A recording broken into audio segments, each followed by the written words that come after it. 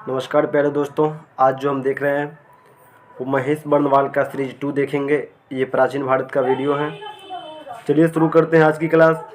Question number 1 में है, कौन सा वेद ऋग वेद पर आधारित संगीतमय ऋचाओं का संकलन है? तो उसका सही उत्तर है सामवेद। वर्ण व्यवस्था कास्ट सिस्टम को सर्वप्रथम विवरण कहाँ से प्राप्त होता है? तो ऋग्वेद के 10वें मंडल में। ऋग्वेद के 10वें मंडल में।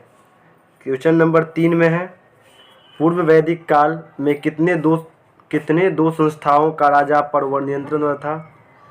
तो सभा और समिति। पूर्व वैदिक काल में सभा और समिति पर राजाओं का नियंत्रण होता था। वैदिक देवताओं का पुरोहित किसे माना जाता है? बृहस्पति को। वैदिक देवता का पुरोहित बृहस्पति को माना जाता है। ऋग वैदिक काल में निष्क शब्द का प्रयोग एक आभूषण के लिए होता था, किंतु परवर्ती काल में उसका प्रयोग किस वस्तु के लिए किया जाने लगा? तो सिक्कों के लिए। किसके लिए? सिक्कों के लिए। क्वेश्चन नंबर 6 में है, पुरुष मेघ प्रथा का उल्लेख किस ग्रंथ में मिलता है? तो शतपथ ब्राह्मण में। किसमें मिलता है? शतपथ ब्राह्मण में। ईरान से भारत में आर्यों के आने की सूचना किस अभिलेख से प्राप्त होता है? तो बेगाजकोई अभिलेख। ईरान से भारत में आर्यों की आने की सूचना मिलता है बेगाजकोई अभिलेख से। क्वेश्चन नंबर 8 में है, उत्तर वैदिक काल में किस क्षेत्र को आर्य संस्कृति की धूड़ी समझा जाता था? तो अंग और मगध। उत्तर वैदिक काल में आर्य का धूड़ी था अंग और मगध। गोत्र शब्द का प्रयोग सर्वप्रथम किस काल में हुआ? ऋग्वेद काल में गोत्र शब्द का सर्वप्रथम प्रयोग हुआ। क्वेश्चन नंबर 10 में है, ऋग्वेद संहिता में दूसरे से 7वें मंडल तक सर्वाधिक प्राचीन माने जाते हैं। इन्हें क्या कहा जाता है? इन्हें गोत्र मंडल के नाम से जाना जाता है। इन्हें क्या कहा जाता है? दूसरे से 7वें मंडल को गोत्र मंडल कहा जाता है। क्वेश्चन नंबर 11 में है, ऋग्वेद काल में जनता का विश्वास किसमें था? तो बलि और कर्मकांड में। ऋग्वेद काल में जनता का विश्वास था बलि और कर्मकांड में।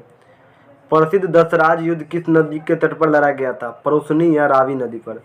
प्रसिद्ध दशराज युद्ध प्रोशनी या रावी नदी के तट पर लड़ा गया था। दशराग युद्ध का वर्णन ऋग्वेद के किस मंडल में है? तो 7वें मंडल में है। दशराग युद्ध का वर्णन ऋग्वेद के 7वें मंडल में है। आर्यों के जीविकोपार्जन का मुख्य स्रोत क्या था? पशुपालन एवं कृषि। आर्यों के जीविकोपार्जन का मुख्य स्रोत था पशुपालन एवं कृषि। ऋग्वेद में उल्लेखित यव शब्द किस कृषि उत्पादन के लिए प्रयुक्त था?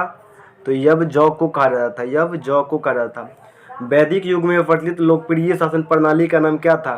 वंशानुगत राजतंत्र प्रणाली। वंशानुगत राजतंत्र प्रणाली। क्वेश्चन नंबर 17 में है, आयुर्वेद अर्थात जीवन का विज्ञान का उल्लेख सर्वप्रथम किस वेद में मिलता है? अथर्ववेद में। आयुर्वेद अर्थात जीवन के विज्ञान का उल्लेख मिलता है अथर्ववेद में। अथर्ववेद में सभा और समिति को प्रजापति की 2 पुत्रियां कहा गया है। अथर्ववेद में सभा और समिति प्रजापति की 2 पुत्रियां कहा गया है। गायत्री मंत्र का उल्लेख किस ग्रंथ में मिलता है? ऋग्वेद के 3रे मंडल में। गायत्री मंत्र का उल्लेख मिलता है ऋग्वेद के 3रे मंडल में। ऋग्वेद में किसको युद्ध के देवता मां समझा जाता है? इंद्र को। ऋग्वेद में युद्ध का देवता समझा जाता है इंद्र को। पूर्व वैदिक आर्यों का सर्वाधिक लोकप्रिय देवता कौन था? इंद्र। पूर्व वैदिक आर्यों का सर्वाधिक लोकप्रिय देवता कौन था? इंद्र। गायत्री मंत्र की रचना किसने किया है? विश्वामित्र। गायत्री मंत्र का रचना किसने किया है? विश्वामित्र। गायत्री मंत्र है कौन? ओम भू भुवस्व तत्सवितुर्वरेण्यं भर्गो देवस्य धीमहि धियो यो नः प्रचोदयात्। श्रीमद् भागवत गीता मूल रूप से किस भाषा में लिखी गई थी? संस्कृत में। श्रीमद् भागवत गीता संस्कृत में लिखी गई थी। सत्यमेव जयते शब्द किस ग्रंथ से लिया गया है? मुंडोक उपनिषद से। सत्यमेव जयते लिया गया है मुंडोक उपनिषद से। ऋग्वेद में सरस्वती नदी को सर्वाधिक पवित्र माना गया। ऋग्वेद की सर्वाधिक पवित्र नदी कौन है? तो सरस्वती। अब है प्राचीन नाम और आधुनिक नाम। वितस्ता का आधुनिक नाम क्या है? झेलम। वितस्ता नदी का आधुनिक नाम झेलम। विपाशा नदी का आधुनिक नाम व्यास। विपाशा नदी का आधुनिक नाम व्यास। दृष्टधति या दृष्टधति का आधुनिक नाम घग्घर या चैतांग नदी। घग्घर या चैतांग नदी। कुंभ का आधुनिक नाम कुर्रम। कुंभ का आधुनिक नाम कुर्रम। कुंभा का आधुनिक नाम काबुल। कुंभा का आधुनिक नाम काबुल। सदानीरा का आधुनिक नाम गंडक। सदानीरा का आधुनिक नाम गंडक। अस्कनी का आधुनिक नाम चिनाब। अस्कनी का चिनाब। शतुद्री का आधुनिक नाम सतलज। शतुद्री का सतलज। गोमल का आधुनिक नाम गोमती। गोमल का आधुनिक नाम गोमती। सिंधु का आधुनिक नाम सिंध। सिंधु का आधुनिक नाम सिंध। सरस्वती का आधुनिक नाम घग्घर। सरस्वती का आधुनिक नाम घग्घर। सुषमा का आधुनिक नाम सोहन। सुषमा का आधुनिक नाम सोहन। स्वास्तु का आधुनिक नाम स्वात। स्वास्तु का आधुनिक नाम स्वात। ऋग्वेद की मूल लिपि क्या थी? तो ऋग्वेद की लिपि थी ब्राह्मणी। ऋग्वेद की लिपि थी ब्राह्मणी। जीविकोपार्जन हेतु वेद वेदांग पढ़ाने वाले अध्यापक कहलाता था उपाध्याय। जीविकोपार्जन हेतु वेद वेदांग पढ़ाने वाला अध्यापक कहलाता था उपाध्याय। राजा की उत्पत्ति का सिद्धांत किस ब्राह्मण ग्रंथ में मिलता है? ऐत्रेय ब्राह्मण। राजा की उत्पत्ति का सिद्धांत किस ब्राह्मण ग्रंथ में मिलता है? ऐत्रेय ब्राह्मण। सुलभ सूत्र किस विषय से संबंधित है? ज्यामिति। सुलभ सूत्र का संबंध है ज्यामिति से। अष्टोमा सद्गमय वाक्यांश कहाँ से लिया गया है? ऋग्वेद से। अष्टोमा सद्गमय कहाँ से लिया गया है? ऋग्वेद से। आधुनिक नाम और प्राचीन नाम। गाय को प्राचीन में क्या कहा जाता था? अघन्या, यानी जिसका वध न हो। गाय को कहा जाता था अघन्या, जिसका वध न हो। गोपा को प्राचीन में कहते थे राजा। गोपा को कहते थे राजा। अतिथि को प्राचीन में कहते थे गोहंता या गोहन। अतिथि को प्राचीन में कहते थे गोहंता या गोहन। धनी व्यक्ति को प्राचीन में कहते थे गोमत। धनी व्यक्ति को प्राचीन में कहते थे गोमत। युद्ध को प्राचीन में कहते थे गविष्टि गेसु गम्य।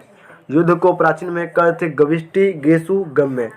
अनाज को प्राचीन में कहते थे धान्य। अनाज को प्राचीन में कहते थे धान्य। मरुस्थल को आप प्राचीन में कहते थे धन्नव। मरुस्थल को धन्नव। उपजाऊ भूमि को प्राचीन में कहते थे उर्वरा। उपजाऊ भूमि को प्राचीन में कहते थे उर्वरा। पशुचारण योग्य भूमि को कहते थे प्राचीन में खिल्लय। पशुचारण योग्य भूमि को खिल्लय। हल से बनी नलियाँ को कहते थे सीता। हल से बनी नलियाँ को कहते थे सीता। चलिए, आज की क्लास यही समाप्ति होती है। मिलते हैं हम अगली वीडियो में इतिहास का सीरीज 3 लेकर के, और आने वाले समय में भूगोल, पॉलिटिकल साइंस यानी संविधान, विज्ञान, कला संस्कृति, विविध, करेंट अफेयर्स यानी समसामयिकी सभी लेकर के हम जरूर हाजिर होंगे। चैनल पे बने रहें। सब्सक्राइब नहीं किए तो सब्सक्राइब जरूर कर लें, शेयर जरूर कीजिए, और आपका एक एक सपोर्ट मेरे लिए बहुत ही महत्वपूर्ण है। धन्यवाद। जय हिंद, जय भारत।